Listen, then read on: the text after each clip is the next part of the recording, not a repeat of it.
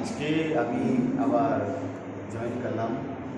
তো ত্রিপুরা রাজ্যের ডিপুটি আছেন মুখ্যমন্ত্রী, উপমুখ্যমন্ত্রী এবং প্রাক্তন মুখ্যমন্ত্রী তথা রাজ্যসভার সাংসদ সবার হাত ধরে আমি আবার ঘরে ফিরলাম। Forget the past and planning for the future. কারণ যখন ভারতের রাষ্ট্রপতি জনজাতিদের মধ্য থেকে হয়েছে সেদিন থেকেই আমি চিন্তা করলাম, yes, the India is unique.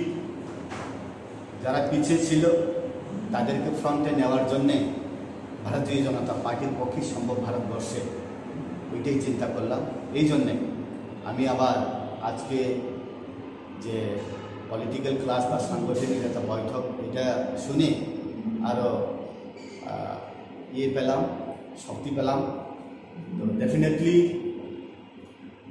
Sit together, plan together, work together.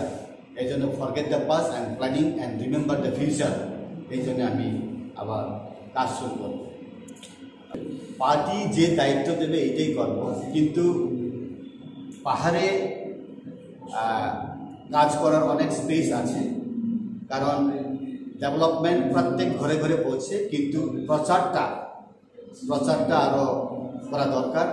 কারণ বিশেষ করে পাহাড়ে এখন জলের সুবিধা না থাকা সত্ত্বেও কিন্তু ঘরের সুবিধা আছে, রেশনের সুবিধা আছে।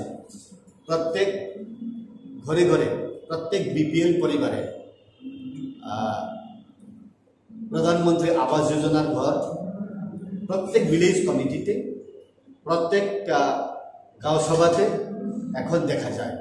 তো কোনোদিন চিন্তা করতেই পারে না যে পাহাড়ে এরকম বিল্ডিং হবে, জঙ্গলের ভেতরে এরকম বিল্ডিং হবে, জঙ্গলের ভেতরে স্কুল হবে বা আমাদের একলব্য স্কুল হবে, কোনোদিন আশাই করা যায় না। তো মানুষ এখন পাহাড়ে না চাইতেই পায়।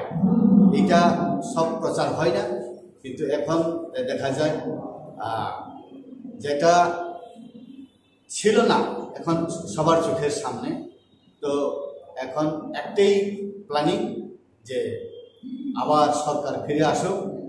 ইভেন সিপিএম এবং কংগ্রেস ত্রিপুরাতে আর আসবে না। তো পাহাড়ে এখন পলিটিক্যাল যে ডাইমেনশন, পাহাড়ে এবং সমতলে প্ল্যানিং করে এখন জনজাতিরা পৌঁছায় না, ওইখানে পৌঁছে গেছে। পৌঁছানোর জন্য ভারতীয় জনতা পার্টির পক্ষেই সম্ভব, এটাই মানুষের চিন্তা।